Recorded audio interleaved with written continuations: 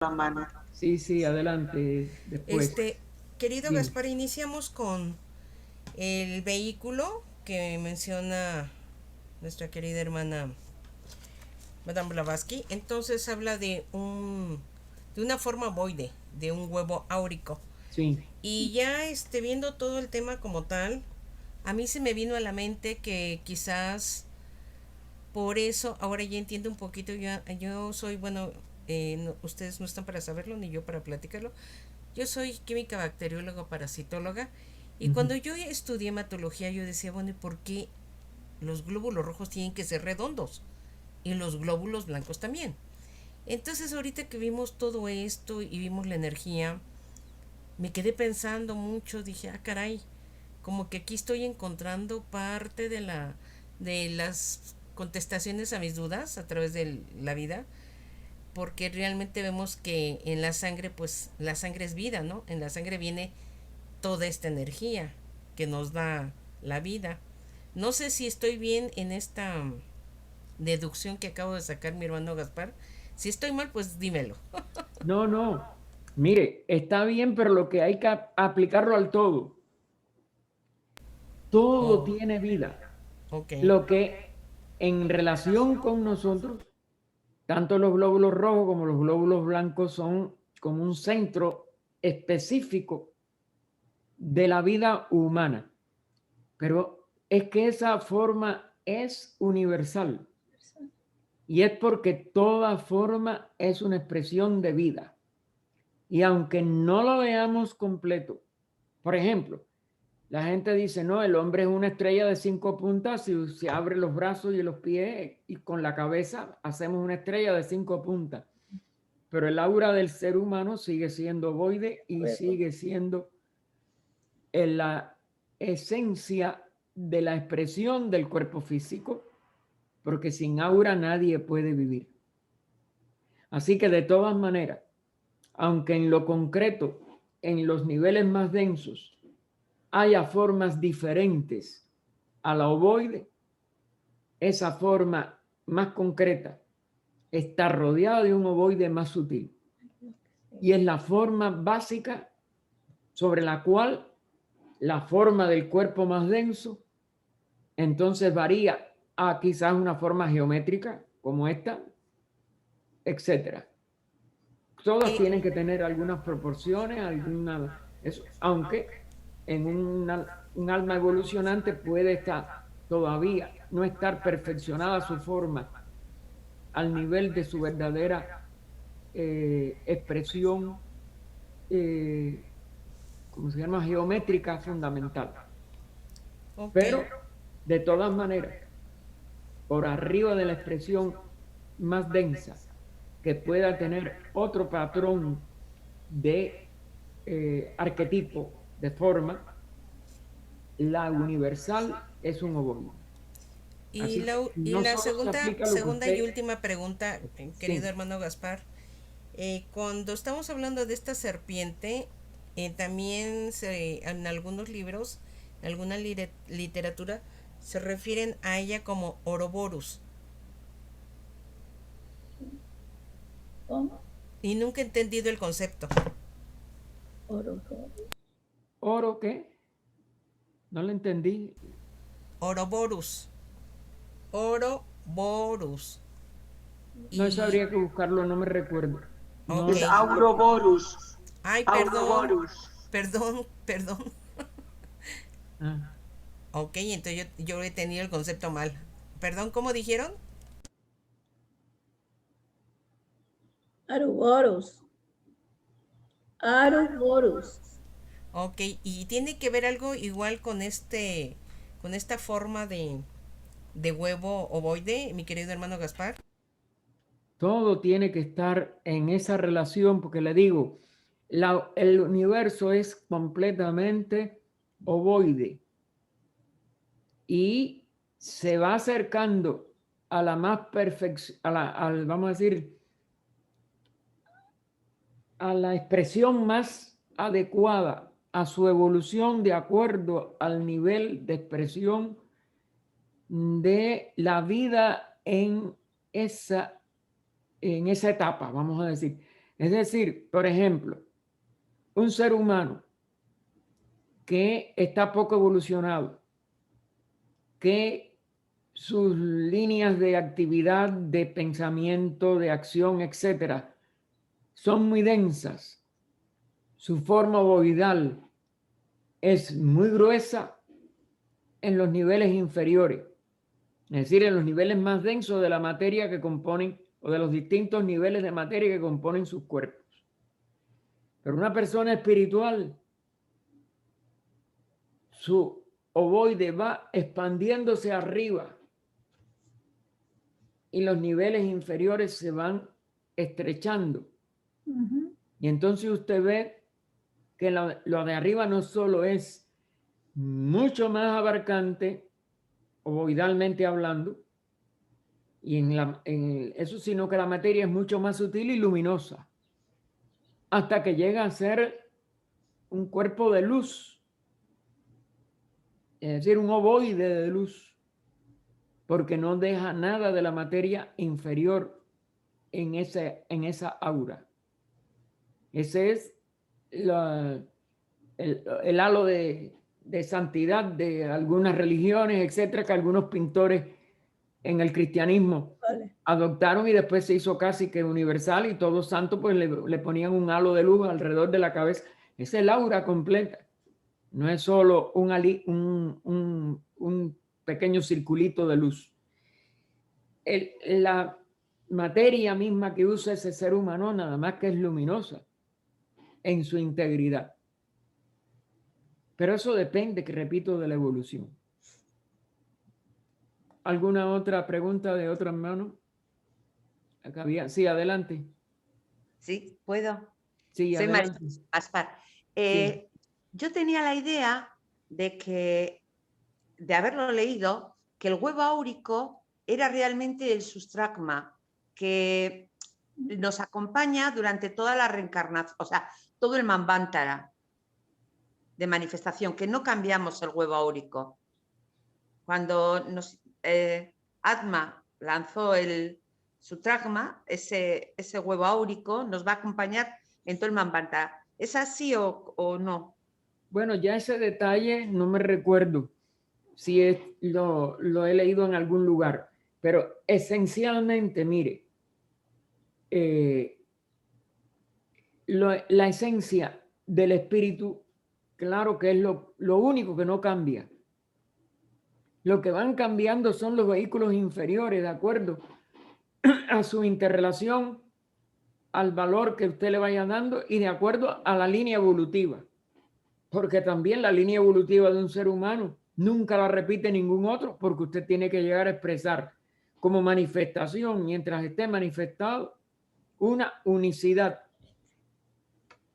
que ninguna otra mónada o expresión monádica, porque la mónada es una sola, la palabra mónada significa precisamente unidad, ninguna expresión monádica se va a repetir. Pero la esencia de la mónada, que es ese rayo átmico que llamamos sutratma, es decir, un hilo de atma que tiene que animar toda expresión de esa mónada o de esa expresión monádica. Perdone la redundancia, pero es que la mónada es una sola. No estamos separados en la mónada de nadie. La mónada es una sola. Pero esa expresión monádica del sutratma lo que va es haciendo variar su resultado en los vehículos búdico, mental, cámico, pránico, físico, etc. Los vehículos van expresando. Usted no puede expresar lo mismo aún en el aura física, mientras usted es una persona ignorante o una persona que daña o una persona que personalmente se aísla de los demás, y el que busca la unidad, la compasión, el amor. Entonces, aún físicamente, el aura va a ser distinta y única de cada expresión de cualquier ser que esté haciendo algo en su evolución.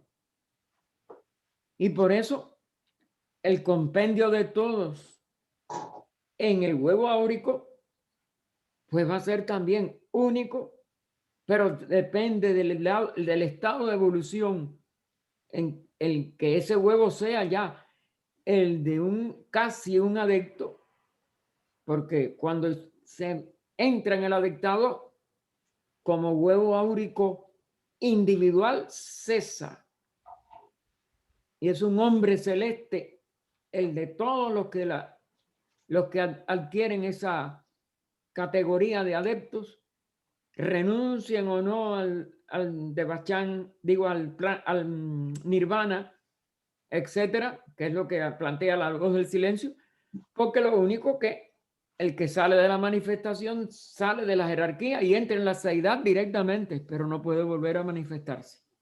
Cesa como la expresión de un ser. Ahora, ¿cómo puedes en otro Manvantara tener que venir entonces y aún reencarnar? Porque si es un sistema, y lo es todo, sistema posterior. Si cesó su nivel, tiene que seguir evolucionando y tiene entonces que sujetarse otra vez a las reencarnaciones. Este es el misterio de muchos de los pitris agnisvatas que HPB pone en antropogénesis. Esos pitris de todas maneras tenían que encarnar, pero no encarnan por deseo ni por ignorancia, sino por cumplimiento de una etapa superior de evolución.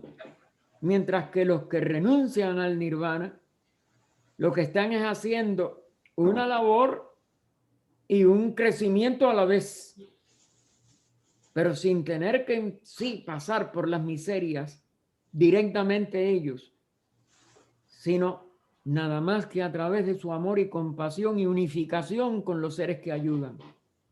Y ese es el sacrificio, porque tienen que sí que soportar el dolor, pero el dolor de los demás. Y a veces es más difícil soportar el dolor de los demás por compasión que soportar un dolor propio. Si usted dice, bueno, yo lo hice, ese es mi karma. Ellos sin tener ningún karma están soportando el karma del mundo. Ese es lo más esencial de estos seres y de estas criaturas.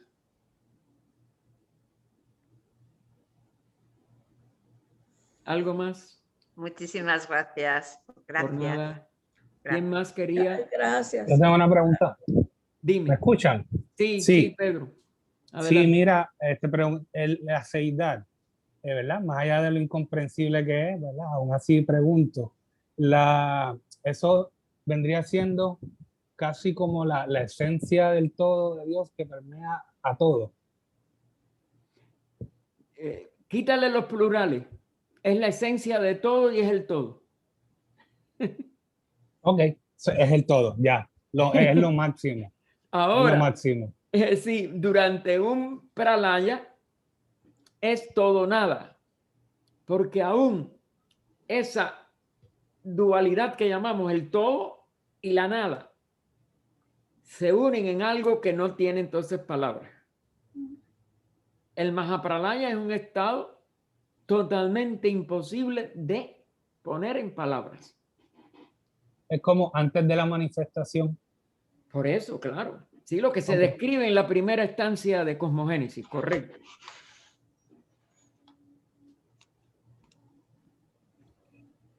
Gaspar, hay una pregunta de José Pérez en Ajá. el chat, la voy a leer, ¿sí? Ajá, léemela, sí. Ok, gracias. Dice, saludos hermanos, tengo una pregunta sobre el Shloka 7 que dice, ¿qué significa la expresión oculta, lo de abajo, y deja ver lo de abajo como la gran ilusión? ¿Qué es esto? Creo. Que en el comienzo de toda esta diferenciación, que no es diferenciación, sino que es el maya que hace aparecer como diferentes las cosas, pues lo que era homogéneo aparece como heterogéneo. Y esa heterogeneidad aparece como superior e inferior, iluminado y oscuro, o tiniebla, positivo, aún como electricidad, por ejemplo, o negativo, aún como campo magnético.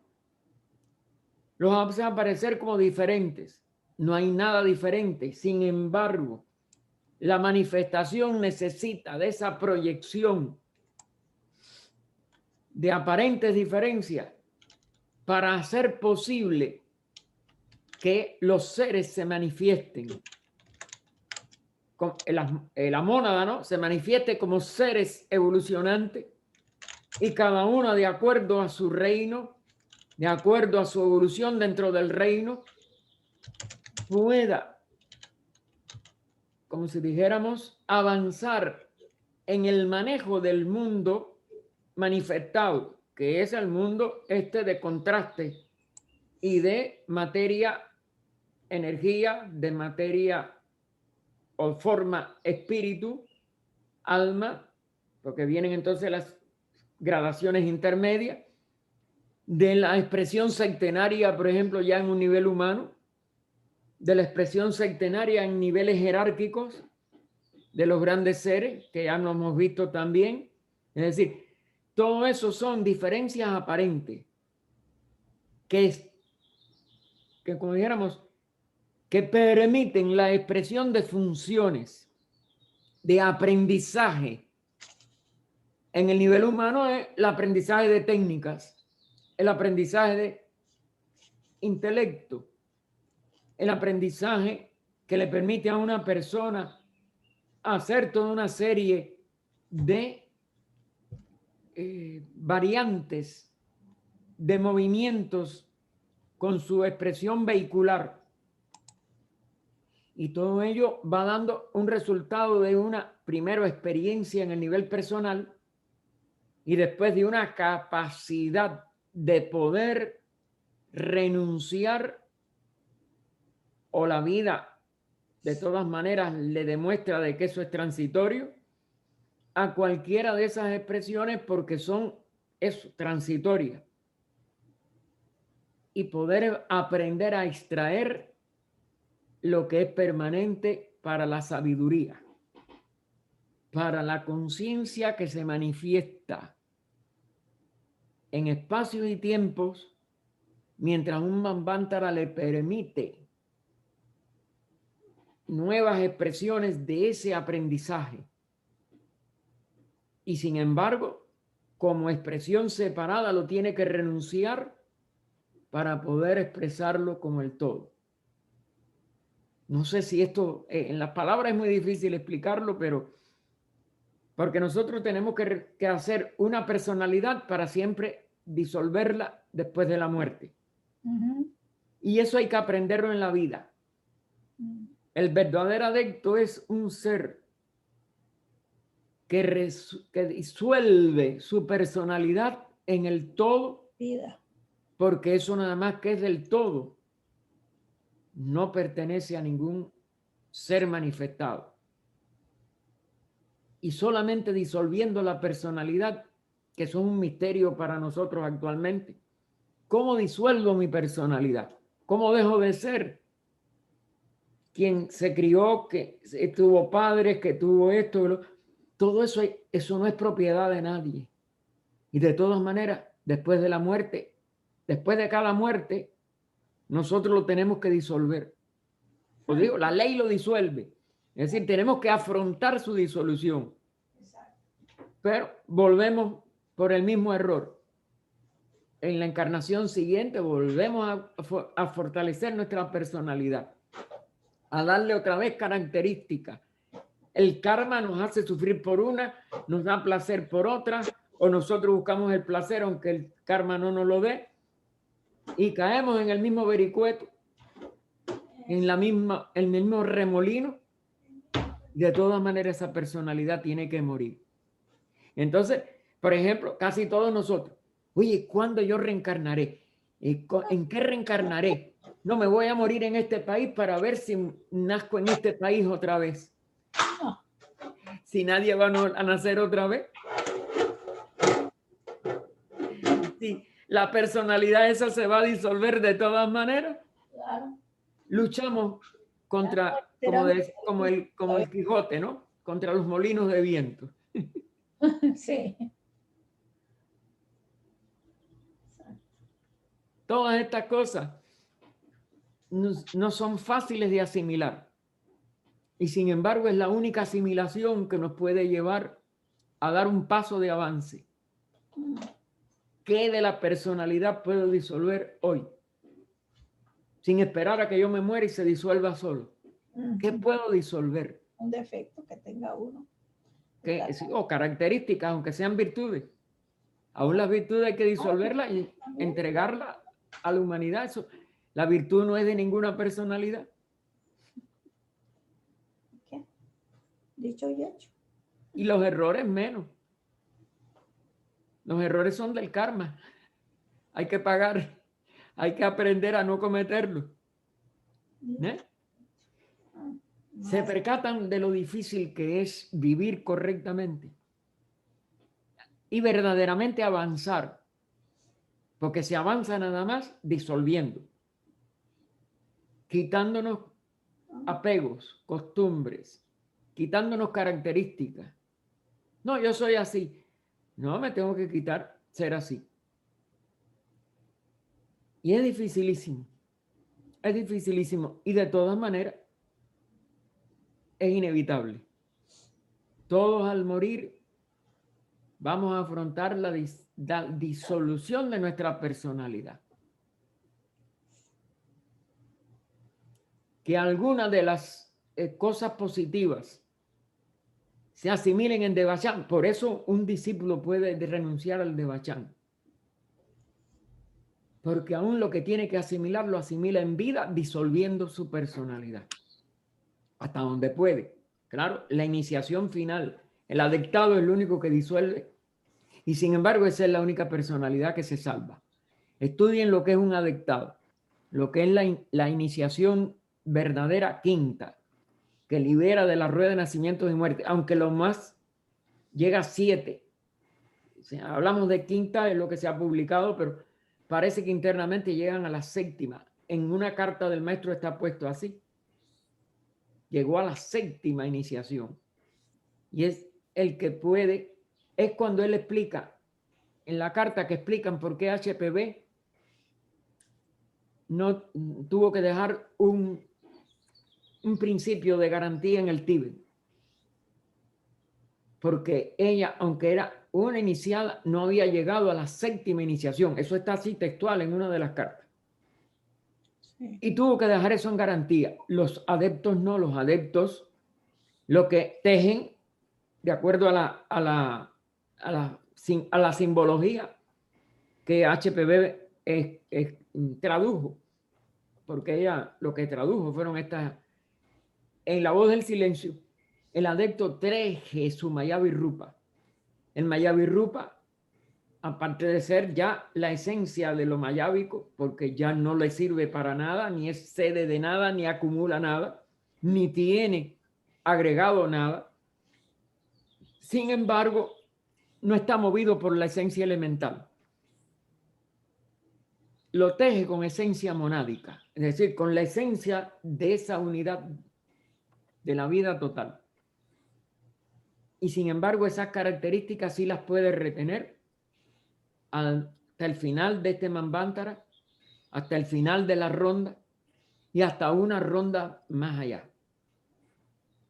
Y entonces puede servir a la humanidad todo eso sin necesidad de una encarnación verdadera. Es decir, con ese Mayavi Rupa tejido por ese sacrificio de disolver su personalidad. Y sin embargo, entonces, que sí, eso sigue porque eso no hay que disolverlo. Al menos mientras dure ese periodo. No sabemos después. La carta no dice más nada. Hay una excepción que es el caso de Gautama Buda por 2 rondas. Estos son misterios en esencia, pero hay una gran cantidad de cosas positivas que nosotros podemos sacar de ello. Un discípulo que de verdad disuelve lo principal de la personalidad actual, aunque no logre el adectado total, puede renunciar al devachán, porque la va disolviendo por incorporación a su ego superior. Y entonces puede reencarnar rápidamente para ayudar a la humanidad, casi como un adepto en pequeño, vamos a decir, un adepto en esencia. Y entonces no tiene que estar largo tiempo en los mundos superiores para asimilar, sino que lo puede asimilar en vida, renuncia al devachán, dona toda esa vibración, debe de ser para la humanidad, y vuelve a la lucha, pero volviendo a luchar para disolver la nueva personalidad que vaya tejiendo el karma, en este caso, y poder llegar a sustituir su cuerpo en que encarna con un cuerpo que no va a generar una personalidad que tiene que disolverse, sino esa del Mayavirrupa, que se expresa sin los defectos y las limitaciones que nos expresamos nosotros. Y hay que seguir investigando esto. Está lleno de misterios, como dijimos también en los que estuvieron con nosotros en Crotona este fin de semana. Y fíjense cómo cuando de verdad hay una determinación como dijéramos, de distinguir ciertos misterios, la misma obra, o como en este caso que le pasó a Martín, ¿no? La experiencia de Martín fue extraordinaria, lo que oímos esta mañana, como una carta de HPV a Sinet tiene la clave de lo que desde el principio de Antropogénesis parece un misterio insondable. Que lo había expresado en Neidita, nosotros lo comentamos igual. No puede haber otra cosa que algo. Y ese algo se descubrió, o lo tenía descubierto Martín y nos lo dio esta mañana. Y lo compartió con todos nosotros. Aunque es dificilísimo de estudiar ello, pero que indudablemente no hay nada. ¿Por qué ella no lo explicó en una sola obra? O en la sola obra de la doctrina. Claro que ella siempre hizo una serie de enlaces entre todo lo que ella escribió, porque muchas cosas por ejemplo, de la voz del silencio, que habla del unimaestro, el que está en la esencia, en el centro de cada uno de nosotros. Eso es lo que después, en otras palabras, puso Krishnajit unos años después. Y la gente le seguía preguntando, ¿y usted vio al maestro? Y el maestro existe y el maestro no. Señores, usted no puede proyectar el maestro afuera, ni tiene que buscarlo yendo al Tíbet, ni yendo a nada. Usted tiene que descubrir el unimaestro, el único que de verdad es maestro, en usted mismo. Y eso enseñado por los mismos maestros. La fraternidad es una cosa como ideal de sacrificio y de amor a la humanidad, pero se convierte en una caricatura como cuando se les considera santos, cuando se les considera que hay que seguir en una religión o que hay que seguir en una cosa externa. Nada de eso es así, hermano. ¿Algo más? Y tenía una pregunta. Diga. Esto de lo de disolver la personalidad, ¿verdad? Que va a ser un poquito difícil de asimilar. Es como ser neutro, ¿no? No, la palabra neutro neutro posible. No, la palabra neutro no. Okay. Es poder comprender que lo que hacemos cada minuto, mientras lo hacemos como un centro separado, estamos errados. Es comprender que la encarnación, aunque tenga un cuerpo separado, nada más que es una expresión de la vida una. Y por tanto, no tiene ni pasado, ni presente, ni futuro. Solamente lo real, lo verdadero, está si usted puede entrar al centro de lo eterno y sacarnos del tiempo en que yo soy fulano, yo soy esto, lo otro, mañana haré. Es decir, mientras usted se proyecta dentro de la personalidad, usted está preso en el tiempo y por tanto en la muerte. Bien. Es la verdadera capacidad de atender a lo que es, al centro. Y actuar nada más desde el centro. No desde características, no desde conveniencia, no desde un propósito, no desde un pasado hacia mejorar el presente o el futuro, sino nada más que tratar de comprender la vida en su integridad y en el centro, y actuar como un agente de la vida impersonalmente. Nada más sintiendo el amor, la compasión, la unidad. Esto es dificilísimo, esto es un camino interno, el verdadero camino de la cruz, en el sentido simbólico del cristianismo, el verdadero camino del sacrificio, del místico, del ocultista verdadero. Y es cesar de actuar y de pensar en uno en términos de separatividad. Y repito, es un entrenamiento que tenemos que tratar de tomar y es una capacidad de atención que no tenemos y es salir del tiempo y del espacio en que nos cristalizamos como seres que no podemos cambiar esto, que no podemos cambiar lo otro, o que queremos cambiar aquello, o que queremos cambiar lo otro. Mientras se proyecta nuestra vida hacia afuera, desde una personalidad, no podemos lograr ningún paso de avance. El verdadero paso de avance es instantáneamente darnos, despertar a que no somos una persona y variar nuestra atención en cuanto al mundo exterior a servir, amar y ser bondadoso, compasivo, etcétera, veraz. Es decir, tener hacia los demás nada más que actitudes de virtud. Tener hacia nosotros mismos nada más que la búsqueda de la realidad del verdadero ser y no de ninguna de nuestras características personales. Y no de ninguna de nuestras características como ser aparentemente separado. Y de no querer dar a esa separatividad un valor de que va a reencarnar en tal cosa, vamos a reencarnar en esto, vamos a hacer otro propósito, o quiero ser inmensamente rico, o quiero tener un puesto.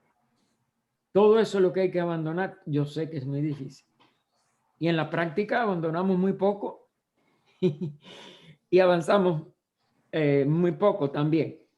Pero el único avance verdadero está en lo que seamos capaces de abandonar. En lo que seamos capaces nada más de aprender para el bien de otro, para el servicio a otro, para pensar en la humanidad como totalidad, en el universo como una unidad, en la vida como el total. Y dedicarnos al servicio y a la compasión, al amor. Todo lo demás. Pedro, gracias Amén. por explicarle esto a Pedro. Pedro es un joven que me llama ayer que tiene interés muy fuerte de conocer más sobre teosofía. Y le mandé los carteles que teníamos para el fin de semana. Y me alegra tanto su inquietud porque tiene un deseo genuino de seguir aprendiendo y me alegra mucho su inquietud. Adelante, Pedro. Sigue Amén, trabajando. gracias. Sigue estudiando, sigue investigando. Lo primero Exacto, es investigar. Y Porque tú estamos tienes que aquí para descubrir tu línea. ayudarte.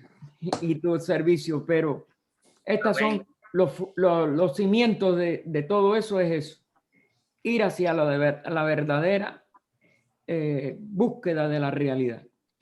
Voy viendo la integración con el todo.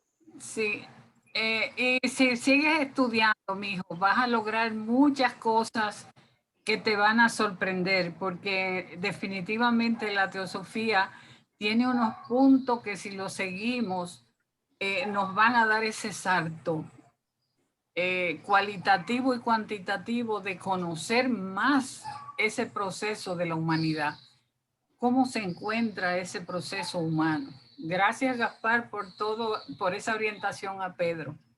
No, gracias a todos ustedes por estar en esta búsqueda de esta realidad que, repito, no es difícil, no es fácil, pero es una dirección interna que hay que descubrir por uno mismo. Eso sí, es un autodescubrimiento. No somos la personalidad, no somos ninguno aquí seres separados, ni en ningún lugar, ni en ningún reino. Y ese sentido de la vida una es la única, de la vida única y una, es la única que el único sendero interno que nos puede llevar hacia la sabiduría divina, hacia la realización del por qué estamos encarnados. No estamos encarnados para que esta personalidad o la otra personalidad, todo eso es lo que nos confunde y lo que nos lleva al fracaso total de nuestra existencia. O a los grandes todavía problemas que la humanidad tiene. La única solución está en el centro del ser uno, donde todo ya está resuelto. No hay que ir a resolver nada, hay que descubrir que eso ya está solucionado, vamos a decir. Bien, muchas gracias. Ya es muy tarde para muchos de los hermanos. Le damos las gracias por el esfuerzo, sobre todo a los hermanos que ya es de noche y bien tarde en la noche en algunos lugares. Y les deseamos que el próximo domingo podamos estar otra vez unidos en esta búsqueda de la sabiduría de la doctrina secreta. Gracias, Gaspar, por todo. Muchas gracias, Gaspar. Gracias, gracias.